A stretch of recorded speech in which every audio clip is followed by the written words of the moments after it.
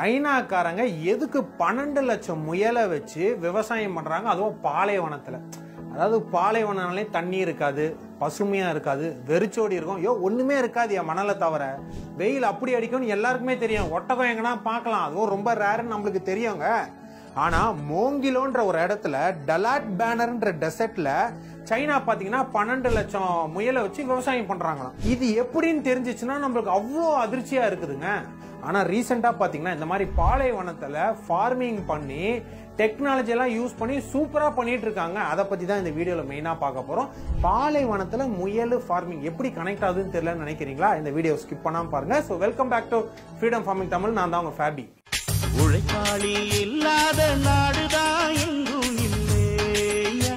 First நீங்க என்ன பண்றீங்க, இந்த வீடியோவை ஷேர் பண்ணிடுங்க ஃப்ரெண்ட்ஸுக்கோ ஃபேமிலிக்கோ. நீங்க ஷேர் பண்ணீங்கன்னா இந்த இன்ஃபர்மேஷனை அவங்களும் தெரிஞ்சுப்பாங்க. வரலாறை திருப்பி பார்த்தா சைனா ஒரு காலத்துல மிக கடுமையான பாலைவனமான நாடா இருந்துச்சாங்க. சுமார் 1.714 million square feet kilometre desert இருந்துச்சாங்க.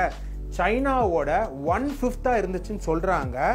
அதாவது மில்லியன்ஸ்ல போயிட்டு இருக்குங்க இந்த பாலைவனம். சைனா பாத்தீங்கன்னா ஆல்மோஸ்ட் இந்த பாலைவனம் சுத்தி தான் இருக்குன்னு சொல்லிட்டு கவர்மெண்ட் வந்து ஒரு சீரியஸான ஆக்ஷன் எடுக்க ஆரம்பிச்சிட்டாங்க. என்னன்னு பாத்தீங்கன்னா, எப்படியாவது பிளான் பண்ணி இன்வெஸ்ட் பண்ணி இந்த பாலைவனத்தை பசுமையா ஆக்கியே ஆகணும். ஏன்னா நம்ம வந்து பசுமையில ரொம்ப கம்மியா இருக்கும், ஃபார்மிங்கும் சுத்தமா இல்லைன்னு சொல்லிட்டு. ஸோ ஃபர்ஸ்ட் அவங்க என்ன பண்ணிருக்காங்கன்னா, இந்த பாலைவனத்துல எப்படியாவது செடி கொடி விவசாயம் பண்ணணும்னு ஆரம்பிச்சிருக்காங்க. அதுல வந்து ஃபெயிலியர் ஆயிட்டாங்க.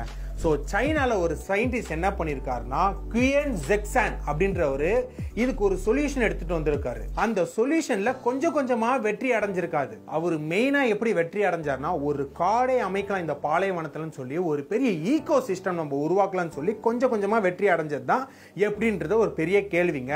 ஸோ மெயினா இந்த பாலைவனத்துல விவசாயம் எப்படியே பண்ணி ஆகணுங்க. ஏன்னு பாத்தீங்கன்னா மக்கள் தொகை ரொம்ப அதிகமா இருக்கு. வேர்ல்டுலயே சைனா ரொம்ப அதிக மக்கள் தொகையை பிடிச்சிருக்கனால சாப்பாடு பற்றாக்குறை வந்துடக்கூடாதுன்னு சொல்லிட்டு இந்த பாலைவனத்தில் நம்ம எப்படியாவது செஞ்சே ஆகணும், அதனால சக்சீட் பண்ணி ஆகணும்னு சொல்லிட்டு ஆரம்பிச்சிருக்காங்க. ஸோ ஃபர்ஸ்ட் அவங்க ஃபோக்கஸ் பண்ணது என்னன்னு பார்த்தீங்கன்னா, பயிர்.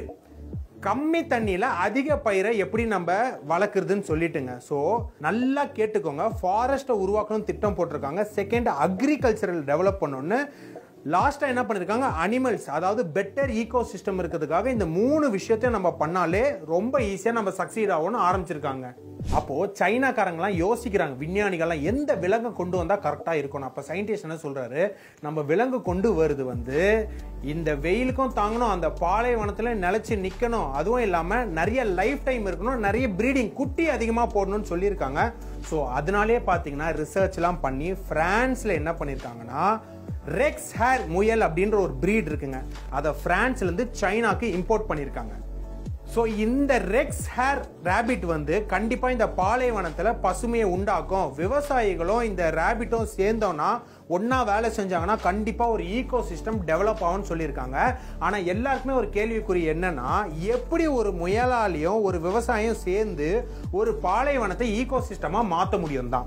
இது எப்படி சாத்தியமாகும் நீங்க கேக்குறீங்களா? இந்த ரெக்ஸ் ஹேர் ரேபிட் பாத்தீங்கன்னா புல்லோட வேரை தேடுங்க. அப்படியே தோண்ட தோண்ட தோண்டும் போது மண்ணை தோண்ட ஆரம்பிச்சு உள்ள பாத்தீங்கன்னா தோண்டி ஒரு நிலத்துக்குள்ள சொர்க்க பாதையை அமைச்சிருவாங்க. இந்த மாதிரி அமைக்கிறனால நீங்க ஒரு விதையோ இல்லைனா வந்து அதுக்கு மண் சக்தோ உரமோ இல்லை கெமிக்கல் அடிக்கிறீங்களோ இல்லைனா வந்து அந்த வேறு வந்து பல இடங்கள்ல பரவறனால அங்க நிறைய செடி வந்து முளைக்கிறதுக்கான வாய்ப்புகள் அதிகமா இருக்குது. இந்த ரேபிட்டோட தன்மையை பார்த்தீங்கன்னா இதுதான். அதாவது ரேபிட்லேயே நிறைய இருக்குது வகைகள். அப்போ எல்லா ரேபிட்டும் பண்ணணும்னு கேட்டிங்களா, இந்த ரெக்ஸ் ஹேர் ரேபிட் மட்டும் தான் இந்த தன்மை கொண்டனால பிரான்ஸ்லேருந்து இம்போர்ட் பண்ணியிருக்காங்க. பொதுவாகவே வந்து விவசாயம் பண்ணுறதுக்கு வந்து அந்த மண்ணுக்கு வந்து மினரல்ஸ் அதிகமாக தேவைப்படும்னு எல்லாருக்கும் தெரியும். அந்த மாதிரி நேரத்தில் அந்த மினரல்ஸ் வந்து மண்ணுக்கடியில் போய் சேர்த்துக்கு நம்ம என்ன பண்ணுவோம் அப்படின்னா, மண்ணை குத்தி விடுவோம், இல்லைனா கிளறி விடுவோம், இல்லைனா என்ன பண்ணுவோம், கொஞ்சம் கொஞ்சம் ஓட்டையை போட்டு நம்ம வந்து தண்ணி உள்ளே இறங்கணும், மருந்து அடிப்போம். அப்படின்ற பட்சத்தில் இந்த முயலை யூஸ் பண்ணும் போது இவங்களுக்கு ரொம்ப வேலை ஈஸி ஆயிடுது. இப்போ ஈஸியாக சொல்லணும்னா ஒரு விவசாயி வந்து நோண்டி செடி செடியாக போட வராங்க அப்படின்னா இந்த முயல் என்ன பண்ணுமா, அங்கங்கே குழி தோண்டிக்கிட்டே இருக்குமாங்க. அதனால விதை வந்து அப்படியே தூவி விட்டாங்கன்னா அந்த குழிக்கு என்ன பண்ணுமா, அப்படியே நோண்டி நோண்டி உள்ளே போகும்போது அந்த விதையை வந்து அதிகமாக உள்ளே போடும் போது அங்கங்கே செடி வந்து வளர ஆரம்பிச்சிருச்சு. இது ரொம்பவே ஈஸியாக இருக்குன்னு சொல்லிட்டு இந்த ரெக்ஸ் ஹேர் முயலை வந்து இவங்க யூஸ் பண்ணி விவசாயம் பண்ணிட்டு இருந்திருக்காங்க. அதாவது நம்ம வந்து எப்படி மிஷினரிஸ் எல்லாம் யூஸ் பண்ணிட்டு நம்ம பண்ணிக்கிட்டு இருக்கோமோ, இல்லைனா வந்து நம்ம கையை வச்சு நோண்டுவோம், நல்லா மண் சக்தி உள்ளே இறங்கணும் அப்படின்னு சொல்லிட்டு கெமிக்கலை உள்ள மண்ணுக்கு அடிச்சிருக்கோம், இல்லை வேருக்கு அடிச்சிருக்கோம். ஏன் நம்ம தென்னை மரத்துக்கே பார்த்தீங்கன்னா நிறைய பேர் கெமிக்கலை வந்து கட்டி விட்டுருவாங்க இந்த வேரில். அந்த மாதிரிலாம் இல்லாமல் அந்த காலத்தில் என்ன பண்ணியிருக்காங்க, இந்த முயலை வச்சு இந்த மாதிரி விவசாயம் ஈஸியாக பண்ணியிருக்காங்க.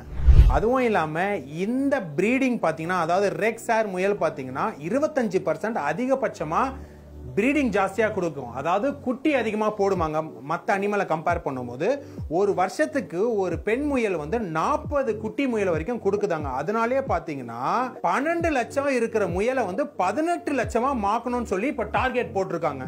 இப்போ பாலைவனமா இருந்த அந்த நாடு சோலைவனமா ஆகிடுச்சுன்னா பாருங்களேன், ஜஸ்ட் ஒரு 3% பசுமையா இருந்துச்சுங்க. இப்போ 85% பசுமையா மாறிடுச்சு.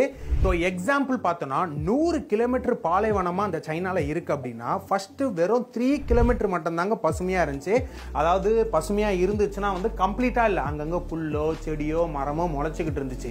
இன்னைக்கு பாத்தீங்கன்னா இந்த முயலை யூஸ் பண்ணி ஈகோ சிஸ்டத்தை பெரிய லெவல்ல டெவலப் பண்ணி 85 கிலோமீட்டர் பரவல்ல பசுமையா ஆக்கியிருக்காங்கன்னா பாத்துங்களா. இது வந்து இந்த சயின்டிஸ்ட் ஆரம்பிச்சு இன்னைக்கு டெக்னாலஜியை யூஸ் பண்ணி நம்ம மனுஷங்களோட உதவியும் யூஸ் பண்ணி இந்த 85% 2021 ரீச் ஆயிட்டாங்க.